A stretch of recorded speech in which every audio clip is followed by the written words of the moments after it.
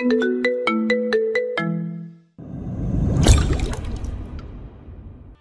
ঘূর্ণ থেমে গেল পরীর। স্থির দৃষ্টিতে সে তাকিয়ে রইল শায়েরের পানে। শায়ের বলেছিল তার ভালোবাসা পরীকে রোজ কাঁদাবে, সেজন্য কি এই মুহূর্তে চোখ ঝাপসা হয়ে আসছে পরী? পরী খেয়াল করলো তার চোখ থেকে এখনই নোনা জল গড়িয়ে পড়বে। শায়ের বসা থেকে চট করে দাঁড়িয়ে আগলে নিল পরীকে। চোখের জল পড়ার আগেই তা মুছে দিল। গালে হাত টিকে পরম স্নেহে চুম্বন করল পরীর গলায়। তখনই ভারী কিছু টিনের চালে পড়তেই শায়ের পরী ছিটকে দূরে সরে গেল। কি হয়েছে তা দেখার জন্য শায়ের বাইরে এলো। দেখলো উঠোনে একটা বড়সড় নারকেল পড়ে আছে। এটাই সম্ভবত চালের উপর পড়েছে। তখনই নারকেল গাছ থেকে পলাশের কণ্ঠস্বর ভেসে আসে, সোহান ভাই সরেন, নাইলে আপনার মাথার উপর পড়বে। ছোট্ট টিনের ঘরের চারিদিক দিয়ে বেড়া দেওয়া, কলপার রান্নাঘরের চারিদিকেও ঢাকা। শায়ের ঘরটা খুব বেশি জায়গা জুড়ে নয়। বেড়ার ধার ঘেঁষে বড় একটা নারকেল গাছ, বেশ বড় বড় নারকেল ধরেছে তাতে। ভর দুপুরে পলাশের ইচ্ছে করছে পিঠা খাবে। হেরোনার কাছে বায়না ধরতে তিনি বললেন নারকেল পাড়ার জন্য। হুট করে সে গাছে চেপে বসে আর বিপত্তি ঘটায়। স্যার বুঝতে পেরেছে এই ছেলেটা যতদিন বাড়িতে থাকবে কাউকে শান্তিতে থাকতে দিবে না। খুশিনাও চলে এসেছে। তিনি হেরোনার ঘরের সামনে গিয়ে গলা ছেড়ে বলতে লাগলেন, ও হেরো, তোর বলদ দামড়া পোলা কি মানুষ হইব না? এই ভোর দুপুরে গাছে ওইটা কি করতেছে? হেরোনাও তেড়ে এলেন ঘর থেকে। তাতে তোমার কি? আমার পোলাই পিঠা খাইব, তোমার এত বাদে কেন? ঘরের চালে নারকেল ফালাইছে, ঘরটা তো খাইব। পোলা নামা। নামবো না আমার পোলা, আমি দেখছি আমার পোলার ভালা তোমার সহ্য হয় না। যা দূরে যাও তো, এইখানে আহো কেন? সে ধমকে পলাশকে গাছ থেকে নামে। চালের টিন দেবে গেছে কিছুটা, ওটাকে ঠিক করতে হবে, নয়তো বাদল দিনে বৃষ্টির পানি পড়বে। ঝামেলা ছাড়া এই ছেলে আর কিছুই করতে পারে না। বছরখানেক আগে যে ঘটনা ঘটিয়েছে, তারপর এখন বাড়িতে এসেছে। বাড়ির কেউ দেখলে আস্ত রাখবে না ওকে। কয়েকদিন পরই চলে যাবে সে। তাই হেরোনা আদর যত্ন করছেন ছেলেকে। এই মুহূর্তে হেরোনার সাথে ঝগড়ার কোনো মানে হয় না। খুশি না যা বলার বলুক। তাই শায়ের আর সেই দিকে এগুলো না, নিজ গন্তব্যে চলে গেল। কিন্তু নারকেল গাছটা আর সে রাখলো না। পরের দিন লোক দিয়ে কেটে ফেলো। হেরোনার রাগ হলো, কিছু বলতে পারলো না, কেননা শায়ের বাবার জমি শায়ের চাচারা মিলে দখল করে রেখেছে। শায়ের দাদা তার সমস্ত সম্পত্তি 4 ছেলেকে ভাগ করে দিয়েছেন। একমাত্র ছেলে হতে বাবার সম্পত্তি শায়ের পেয়েছে, কম করে বিঘা 2 কিংবা তার থেকেও একটু কম। শায়ের কখনোই নিজের সম্পত্তি চায়নি। এখন কিছু বলে শায়ের যদি তার সম্পত্তির অধিকার চেয়ে বসে, হেরোনা কিছুতেই তা হতে দেবে না। তাই তিনি আগবাড়ি কিছু বলে না। বাকি 2 চাকেও চুপ থাকতে বলেন। তবে চিন্তা হেরোনার গেল না, কেননা শায়ের এখন বিয়ে করেছে। বাচ্চা হলেই তো শায়ের নিজের ভাগ বুঝে নিবে। এজন্য বেশ চিন্তা হয় হেরোনার। জমিদার বাড়ির সামনে ভিড় জমিয়েছে গ্রামের শত শত মানুষ। মহিলারা আঁচলে মুখ ঢেকে অন্দরে যাচ্ছেন, আবার বের হচ্ছেন, চোখের পানি ফেলছেন কেউ কেউ। বাড়ির লোকজন বাঁশ কেটে এনে রাখছেন। কয়েকজন মিলে কবর খুঁড়ছেন জমিদার বাড়ির পাশে থাকা কবরস্থানে। গরুর গাড়িটি এসে থামতে আগে নামলো শায়ের। তারপর পরী ভিড় জমানো সেতরা রাস্তা দিল পরীকে ভেতরে যাওয়ার। পরী ধীর পায়ে অন্দরে ঢুকলো। অন্দরে উঠোনে আজ অনেক মহিলারা। সবাইকে এক নজর দেখে নিয়ে সিঁড়ি ভেঙে দোতলায় চলে গেল সে। সারিবদ্ধ ঘরগুলো পেরুতে লাগলো সে। শেষের আগে ঘরটাতে ঢুকেই পরিচিত মুখগুলো দেখতে পেল পরী। মালা জেসমিন মেঝেতে বসে আছে, রূপালী পালঙ্কের উপর বসে আছে। আবেরজানে পুরো শরীর চাদরে ঢাকা। কাল রাতে পরলোক গমন করেন আবেরজান। পরীকে রাতে খবর পাঠানো হয়। খবর পাওয়ার পর শায়ের দেরি করেনি। তখনই নুরনগরের উদ্দেশ্যে রওনা হয় পরীকে নিয়ে। দীর্ঘ 8 মাস পর পরী নিজ বাড়িতে পা রেখেছে। কাজের জন্য শায়ের সময় পাচ্ছিল না, বিদায় আসতে পায় না। কিন্তু আবেরজানের মৃত্যুর খবর শুনে তো আর থাকা যায় না। ইলিয়াসকে না জানিয়ে আসতে হলো। পরী রূপালীর পাশে গিয়ে বসতেই রূপালী ওকে ধরে কেঁদে উঠে বলল, দাদি আর নেই রে পরি, আমাদের ছেড়ে চলে গেছে। পরী শক্ত করে জড়িয়ে ধরে বোনকে। তবে ওর খারাপ লাগলো, চোখে পানি আসলো না, কারণ আবেরজানের জন্য মালার জীবনটা দুর্বিষহ হয়ে গিয়েছিল। তার কটু কথাতে মালা কষ্ট পেত। সেজন্য পরী দাদিনকে খুব একটা পছন্দ করতো না। তাই তার মৃত্যুতে এত শোক পালন করার কোনো মানেই হয় না বলে পরীর ধারণা। তবে মুখ ফুটে সে কিছুই বলে না। জেসমিন আর মালা গুনগুন করে কেঁদে যাচ্ছেন। শাশুড়ি যেমনই হোক না কেন, মা বলে ডেকেছেন এতদিন, সম্মান দিয়েছেন, সেই মানুষটা আজকে সবাইকে ছেড়ে চলে গেছেন। কষ্ট তো হবেই। মহিলারা ধরাধরি করে আবেরজানকে নিচে নামালো, গোসল করানো হলো গরম পানি দিয়ে। তারপর সাদা কাফনে মুড়ি দিয়ে খাটিলায় শুয়ে দিল। আগরবাতি আর গোলাপ জলের গন্ধে চারিদিক ভরে উঠেছে। আবেরজানকে নিয়ে যাওয়ার আগে শেষ দেখা দেখতে এলো সবাই। পুরি খাটিয়ার পাশে দাঁড়িয়ে আছে, তার স্থির দৃষ্টি আবেরজানের বদ্ধ চোখে। একসময় কতই না এই মহিলার মৃত্যু কামনা করেছে সে, তখন অত কিছু বোঝেনি, কিন্তু এখন একটু হলেও কষ্ট হচ্ছে। নিজের রক্ত বলে কথা।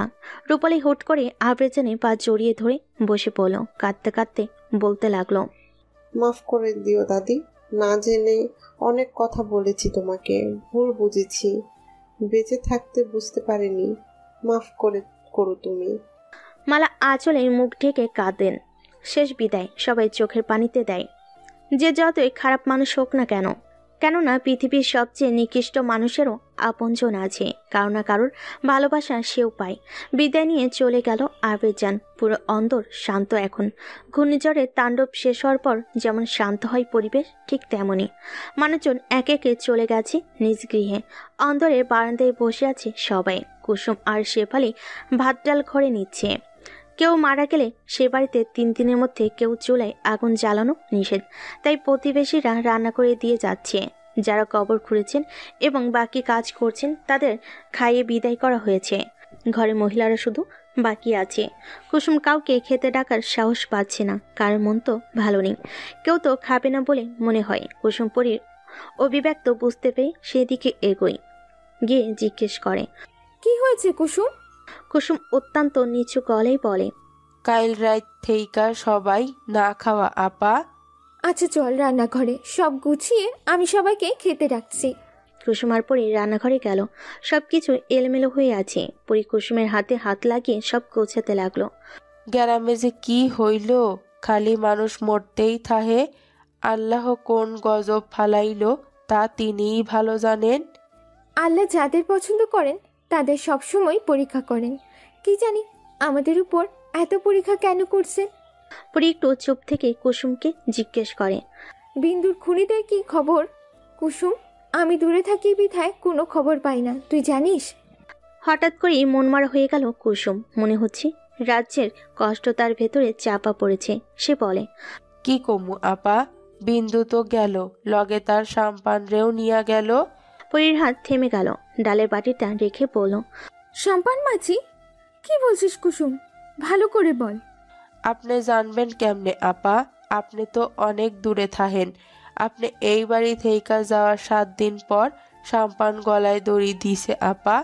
বিন্দুরে যেই গাছে ঝুলাই ছিল হেই ডালেই ফাঁসি দিছে।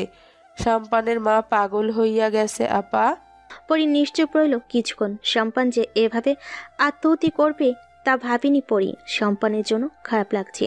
বিন্দুকে ছাড়া বেঁচে থাকা কঠিন বলে ছেলেটা নিজেকে শেষ করে দিল। ওদের ভালোবাসার পরিণতি এতটা কঠিন না হলেও পারত। কেন জানি আজ পরির কষ্ট হলো না। কষ্ট পেতে পেতে সে হাঁপিয়ে গেছে। পরি আর ভাবতে পারল না। সম্পানকে নিয়ে সে বাটিতে ডাল তুলতে তুলতে বলল, আর কিছু নেই কুসুম, শুধু ডাল? হ আপা, আর কিছু নাই। সকাল সকাল সবাই তাড়াতাড়ি কইরা ডাল রান্না করছে। পরি চুপ থাকলো। ভাবলো শায়দ তো ডাল পছন্দ করে না। ও বাড়িতে শুধু পরি আর ফুপুই ডাল খেত, কিন্তু আজকে সার খেয়েছে তো। পরি চোখ তুলে কুসুমের দিকে তাকিয়ে বলল, উনি কি খেয়েছে কুসুম? সায়ের ভাই খাইছে তো। তুই দেখেছিস? আমি নিজে খাওয়াইছি তারে। ও। আর কোনো বাক্য ব্যয় করলো না কেউ। পরি সব কিছু গুছিয়ে বাইরে এলো। প্রথমে কেউ খেতে না চাইলেও পরি জোর করে সবাইকে নিয়ে গেল। তবে পেট ভরে কারো খাওয়া হলো না। সবাই কোনো রকম খেয়ে নিজ ঘরে চলে গেল। পরিও ঘরে গেল। শাড়ির জানালার ধারে দাঁড়িয়ে আছে। পরি একবার ওকে দেখে নিয়ে আলমারি খুলে একটা শাড়ি বের করলো। আলমারি খোলার শব্দে শাড়ির পিছু ফিরে তাকালো। পরির চোখে চোখ পড়তে পরি সেদিকে এগিয়ে গেল, বলল, গোসল করেছেন? খেয়েছেন? আপনি খেয়েছেন? হ্যাঁ খেয়েছি। শাড়ি নিঃশব্দে হাসলো। পরির দিকে ঘুরে দাঁড়িয়ে বলে, আমি না খেলে কখনো খেয়েছেন আপনি? জেনে প্রশ্ন করছেন? পরি প্রসঙ্গ পাল্টে বলে, আপনি কি জানেন সম্পান মাঝির কথা? সম্পান? না তো, কোথায় সম্পান? সম্পান মাঝি আত্মহত্যা করেছে। চমকালো শায়ের। পরীর দিকে অবিশ্বাস্য দৃষ্টিতে তাকিয়ে রইল সে। পরী বলল, আমিও আজকে শুনলাম কুসুম বলেছে আমার বিন্দুর জন্য নিজের জীবনটা দিয়ে দিল সে। জীবন উৎসর্গ করে কি ভালোবাসা প্রমাণ করা যায় পরিজান?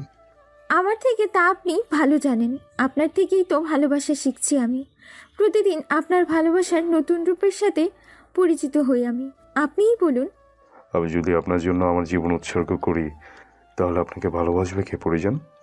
জীবন দিয়ে যদি ভালোবাসা প্রমাণ করা যায় তাহলে শাহজাহান কেন তাজমহল বানিয়েছিল? সেও তো পারত তার প্রিয়তমার জন্য জীবন দিয়ে দিতে। সবার ভালোবাসা প্রকাশের ধরন এক হয় না। ভালোবাসা প্রমাণ করার জন্য কেউ জীবন দেয়, আর কেউ হাতে হাত রেখে সারা জীবন একসাথে চলার অঙ্গীকার করে। ভালোবাসা সম্পর্কে সবার চিন্তাধারা ভিন্ন হলেও ভালোবাসার কোনো পরিবর্তন হয় না। পরিবর্তন হয় সময় এবং পরিস্থিতি। সময়ের বেড়াজালে আটকে যায় সব, পাল্টে যায় ভাগ্য লিখন। গামছা আর শাড়ি হাতে নিয়ে ধৈর্যহীন চোখে শায়েরকে দেখছে পরী। সবসময় অদ্ভুত লাগে শায়েরকে। যখন শায়ের কথা বলে তখন ওর চোখ থেকে চোখ প্রাণও দেয়। পরী আটকে যায় সুরমা পরিহিত ওই চোখে। পরী বলে ওঠে, আপনার পরিজনকে ভালোবাসতে হলে আপনাকে বেঁচে থাকতে হবে মালি সাহেব। আপনার ভালোবাসা ছাড়া পরিজন আর কিছু চায় না। সম্রাট শাহজাহান তার স্ত্রীর জন্য তাজমহল বানিয়েছে, জানেন কি? পরী মাথা নেড়ে বলে, ভারতের সম্রাট শাহজাহান, তার স্ত্রীর নাম মমতাজ। স্ত্রীকে তিনি এতটাই ভালোবাসতেন যে তার জন্য বিশাল বড় তাজমহল বানিয়েছেন। ইতিহাস সেরা সেই মহল তিনি তার ভালোবাসা প্রমাণের জন্য তাজমহল বানিয়েছেন। আপনি কিভাবে প্রমাণ করবেন? শায়র মৃদু হেসে জবাব দিল, শাহজাহানের মতো তাজমহল বানাতে পারবো না বলে কি আমার ভালোবাসা মিথ্যে পরিজান? এখন সারা বিশ্ব দেখলেও মমতাজ কিন্তু তাজমহল দেখেনি। আমি চাই না আমার অনুপস্থিতিতে আপনি আপনার ভালোবাসা প্রমাণ দিন, কারণ আপনার চোখে আমি প্রতিদিন প্রমাণ পাই। শুধু এটুকুই আমার পাওয়া। তাজমহলই কি শুধু ভালোবাসা হয়? কুড়ে ঘরে হয় না বুঝি? শায়ের উত্তর না দিয়ে হাসল। পরী আর সময় ব্যয় করে না। শায়েরকে তার জন্য অপেক্ষা করতে বলে সে গোসলে চলে যায়। রূপালী তার ছেলেকে কোলে নিয়ে বসে আছে। পরী তখন রূপালীর ঘরে গেল। মনমারা হয়ে বসে আছে রূপালী। পরীকে দেখে সে হালকা হাসার চেষ্টা করে। পরী হাত বাড়িয়ে দিল ছোট্ট পিকুলের দিকে। পিকুল এখন বসতে পারে। পরীকে দেখে সে এক পলক মায়ের দিকে তাকায়, আবার পরীর দিকে তাকায়। পরী অবিকল তার মায়ের মতো সুন্দর, মায়ের থেকেও একটু বেশি বলা চলে। তবে পরীর হাসিটা যেন রূপালীর মতোই। পিকুল ঝাঁপিয়ে পড়ে পরীর কোলে। পরী বুকের সাথে মিশে থাকে সে। রূপালী বলে, দেখ, জন্মের পর তো তোকে পাইনি বলতে গেলে। কি সুন্দর খালামণিকে চিনে নিয়েছিস। কেন চিনবে না? আমাদের রক্ত না? আমার কাছে আসবে না তো কার কাছে আসবে? তাই তো দেখছি।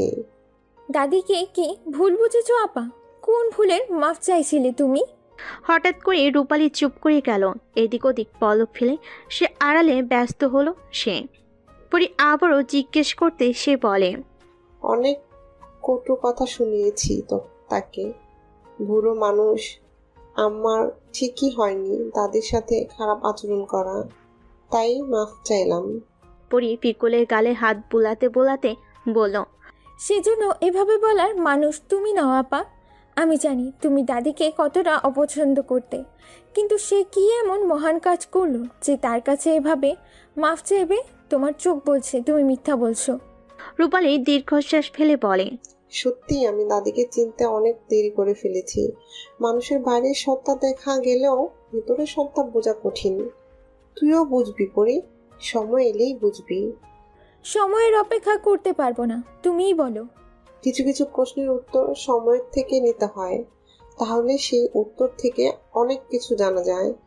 এখন বল, একটা প্রশ্নের উত্তর নিবি নাকি অনেক প্রশ্নের? জবাব না দিয়ে রূপালীর দিকে তাকিয়ে রইল পরী। এই মুহূর্তে বনে ভাবমূর্তি বুঝতে অক্ষম সে। সব কিছু ধোঁয়াশা মনে হচ্ছে। পরীর মনে হচ্ছে ওর সামনে যা কিছু আছে তা শুধুমাত্রই আবছা মেঘে ঢাকা সব কিছু। মেঘ কেটে গেলে সব কিছু স্পষ্ট হয়ে যাবে। 3 দিন পর মিলাদের আয়োজন করা হয়। হুজুর ডেকে এনে ঘরে সব কিছু সম্পূর্ণ করা হয়। এই 3 দিন পরি আর সায়ের জমিদার বাড়িতে থাকলেও এখন তাদের চলে যেতে হবে। পরি কেন যেন থাকতে ইচ্ছে করলেও থাকা হয়ে আর ওঠে না। সায়ের তাকে ফেলে যেতে নারাজ, তাই স্বামীকে ফেলে তার থাকা হয়ে ওঠে না। যাওয়ার আগে আবেদজানের কবর দর্শনে গেল সে। ইতিমধ্যেই বাঁশের বেড়া দেওয়া হয়ে গেছে। একদিন মাটির নিচে সবাইকে যেতে হবে, আগে কিংবা পরে যেতে হবেই। তবে ইমানের সাথে যাওয়াই শ্রেয়। পরি জানে না কি এমন ভালো কাজ আবেদজান করেছে যার জন্য রূপালী আজ এত আফসোস করছে তার জন্য। বোনের কথা মতো সে সময়ের থেকে সব জবাব নেবে বলে মন স্থির করেছে। সায়ের পরির পাশে এসে দাঁড়িয়ে বলে, আমাদের যেতে হবে পরিজান, চলুন।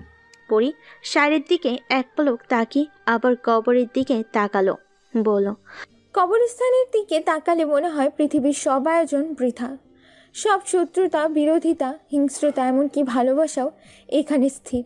তাহলে কেন এত দন্ত মানুষের মাঝে? কেন সবাই কবরে যাওয়ার প্রস্তুতি নেয় না? সবার মস্তিষ্ক একরকম দেখতে হলেও চিন্তাধারা এক নয় পরিজান। সবাই যদি আপনার মতো ভাবতো তাহলে সবাই ভালোবাসাতে পূর্ণ থাকতো, ঠিক আপনার মতো। অতঃপর পরীর হাত ধরে নিয়ে গেল সায়ের। যাওয়ার আগে বাড়িটাকে ভালোভাবে দেখে নিল পরি। এই কি সেই বাড়ি যে বাড়িতে পরি ছিল? সব কিছু স্বাভাবিক থাকলেও পরীর কাছে সব কিছু অস্বাভাবিক লাগছে। পরীকে অন্যমনস্ক দেখে সায়ের জিজ্ঞেস করে, আপনি কি কোনো কিছু নিয়ে চিন্তিত? পরি জবাব দিল, আমার কেন জানি মনে হচ্ছে এই জমিদার বাড়িতে কিছু একটা হচ্ছে, যা আমার অজানা। কিন্তু আম্মা, আপা, কুসুম, শেফালি, দাদি আর জুম্মান জানে।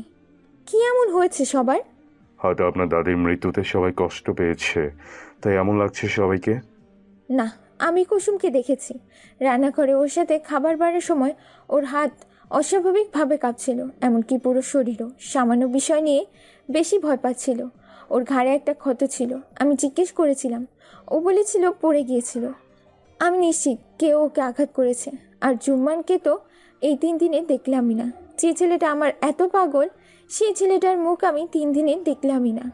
কিছু তো একটা হয়েছে। আম্মা, আপা, বাকি সবাই আড়াল করছে আমার থেকে। আপনার যদি তেমন কোনো সন্দেহ হয়ে থাকে তাহলে আপনি থাকতে পারেন, আমি বাধা দেব না। পরি নিশ্চুপ রইল। সাইকে একা ছাড়তে ওর মন সাই দিচ্ছে না, কেননা মানুষটা তাকে ছাড়া থাকতে পারবে না। পরি যে তার অভ্যাসে পরিণত হয়েছে। তাছাড়া পরি নিজেও থাকতে পারবে না। যে মানুষটির ঘুমন্ত চেহারা দেখে ঘুম ভাঙে, যার স্পর্শ না পেলে সারা রাত্রি বিনা নিদ্রাই পার হয়, তাকে ছাড়া থাকার কোনো প্রশ্নই আসে না। তাই সব অজানা রহস্য নুননগরে ফেলে যাচ্ছে শ্বশুর বাড়ি। পরি দীর্ঘশ্বাস ফেলে বলে, ও বাড়ি থেকে আসার পর সব কিছু বদলে গেছে। আপাকে রেখে আসার পর থেকে ভয় আছে আমি, না জানি কোন হিংস্র পশু থাবা মারে। আপা যে বড়ই দুর্বল প্রকৃতির, আঘাত সে সহ্য করতে পারে না। সায়ের পরির হাত চেপে ধরে বলল, আপনি চিন্তা করবেন না পরিজান, অন্দরের সব নারীরা সুরক্ষিত, তাদের কেউ ক্ষতি করতে পারবে না। যেখানে ঘরের মানুষ থাবা মারে সেখানে বাইরের লোক কিছু না। আমাকে বলবেন কি হয়েছে?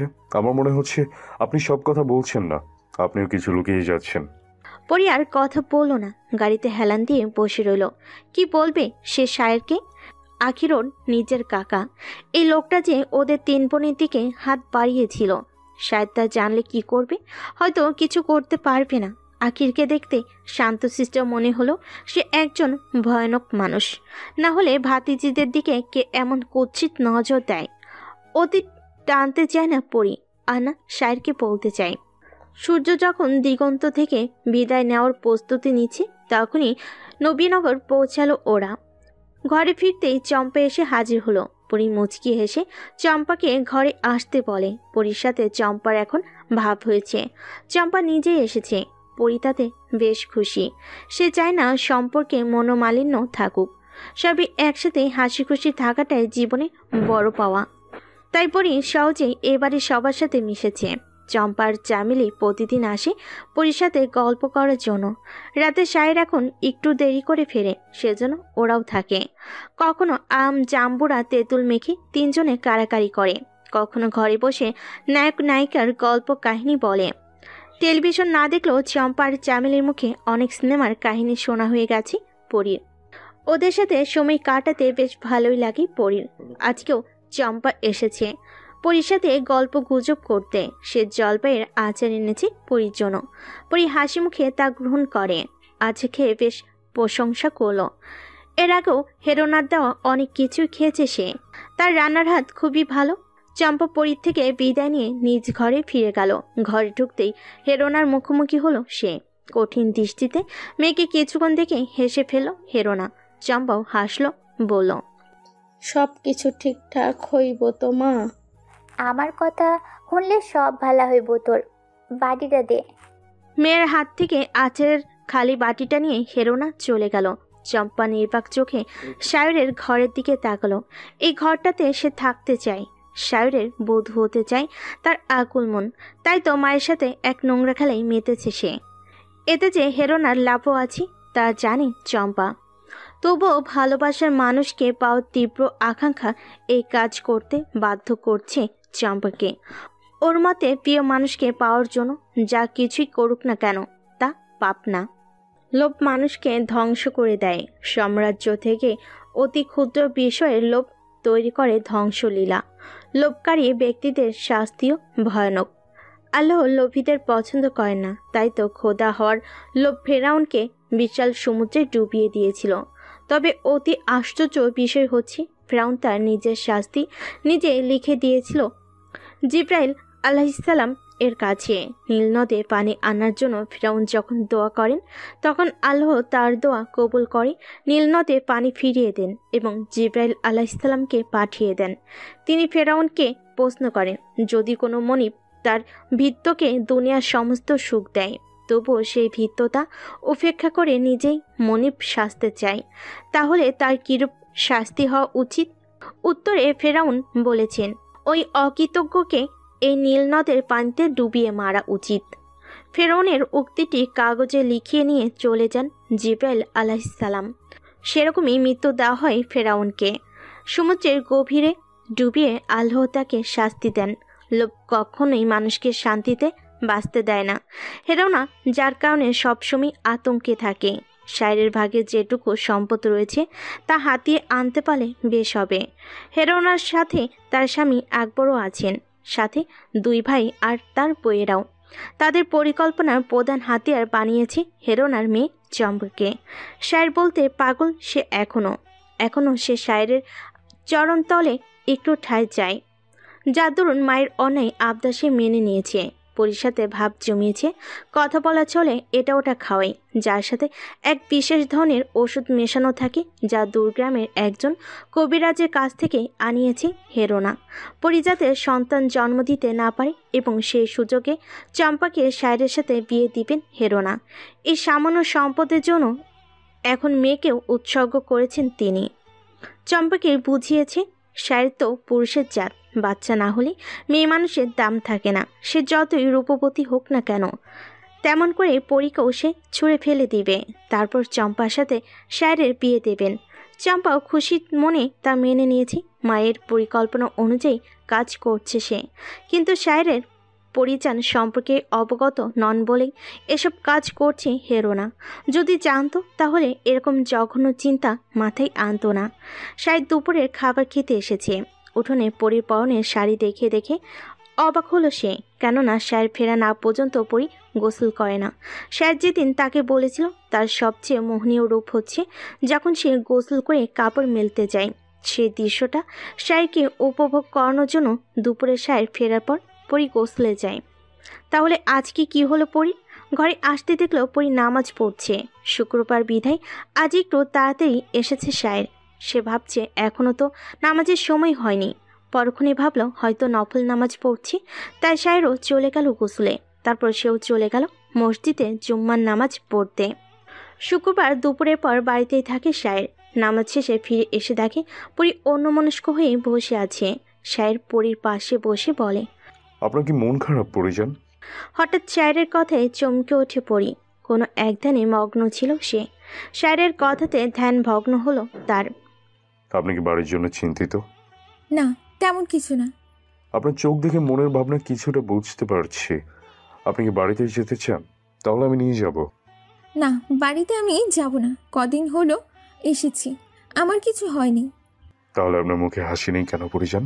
আমি যে হাসিটা দেখার জন্য ছুটে আসি, সেই হাসিটা কেন আজ দেখতে পেলাম না? আপনি কি আমার কাছে সুখী নন পরিজান? পরি তৎক্ষণাৎ শায়ের হাত মুঠোয় নিয়ে বলে, আপনি ছাড়া আমি পৃথিবীর সবচেয়ে ধনী ব্যক্তির কাছেও সুখী থাকতে পারবো না, তাই এই প্রশ্ন আপনি কখনোই করবেন না। পরম যত্নে স্ত্রীর গালে হাত রাখলো শায়ের, তারপর বলল, তাহলে আমার থেকে কিছু লুকাবেন না, সব বলুন, ভালো লাগবে। পরি শায়ের হাত জড়িয়ে ধরে কাঁধে মাথা রাখে বলে, আপার বাচ্চাকে দেখেছেন, কি সুন্দর তাই না? পরি মনোভাব সব বুঝে গেল শায়ের, সেও হাত ধরে পরি, তারপর বলল, আপনার চাই তাই তো? ফুপু বলেছিলেন একটা বাচ্চার কথা, কিন্তু একটু চুপ থেকে পরি বলে, আচ্ছা আমি কি মা হতে পারবো না? আল্লাহ চাইলে সব পারেন পরিজান, আপনি ধৈর্য ধরুন, আল্লাহ আপনার সাথে আছেন, কখনো আর এই চিন্তা করবেন না। অনেকদিন তো পার হয়ে গেল, আমার কিছু ভালো লাগছে না। আর ফুপু? বুঝেছি ফুপু আপনাকে চাপ দিচ্ছে তাই তো? না, ফুপুরও তো মন চায় তাই না? তাছাড়া আমিও চাই। এত চিন্তা করবেন না, আপনাকে মন মরা হয়ে থাকতে থেকে ভালো লাগে না আমার। আমার পরিজনকে সবসময় হাসি খুশি দেখতে চাই। পরীকে বুকে জড়িয়ে নিয়ে স্বস্তির নিঃশ্বাস ফেল শায়ের। না জানি এখন একটা বাচ্চার জন্য পরীকে কথা শুনতে হয়, ভাবনাটা সেটা নিয়ে নয়। ভাবনা হলো পরী তখন কিভাবে মেনে নেবে বিষয়টা, নিশ্চয়ই কঠিনভাবে প্রতিবাদ করবে, তখন না অশান্তির সৃষ্টি হয়। মন ভালো করার জন্য পরীকে নিয়ে ঘুরতে বের হলো শায়ের।